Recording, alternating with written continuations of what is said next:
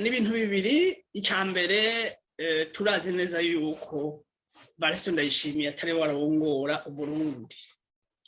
Uburundi kuva CNDD-FDD ishitse ku butegetsi burongowe n'umugwi w'abasirikare bahoze mu muhari urwana CNDD-FDD.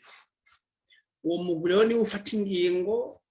Evariste Ndayishimiye nta gihugu atwara. Uwo mugwi nawe ari mu uwo mugwi ariko si watwara igihugu.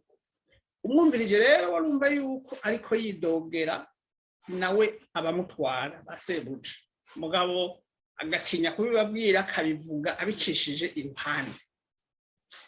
Umuntu ashobora kwibaza ati mbega Evariste Ndayishimiye ku by'ukuri avuga ibiri ku mutima wiwe canke n'uruyeri ashaka guhenda abarundi?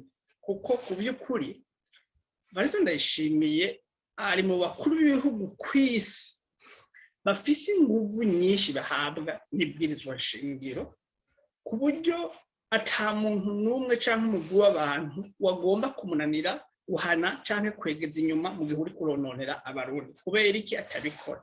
Ni nguvu nke, nguvu ibwirizwa shingiro rirazimuha. Mbega izo nguvu nta buryo afise bwo kuzikoresha? Ivyo rero birashoboka, ariko ico twomubwira namba ariko aratwumviriza, abarundi ntibazokizwa n'amarira y'umukuru w'igihugu.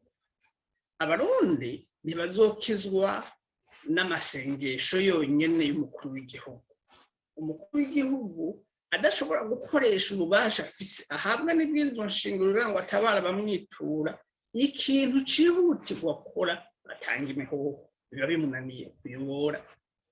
Ibyo kuja kurira no gusenga sivyo umukuru w'igihugu akoresha. Iyo aba barondera uwurira kugira ngo abe ari we akiza abarundi canke usenga, bari kurondera nk'umupasitori canke bakarondera uwuzi kurira kurusha Evariste Ndayishimiye.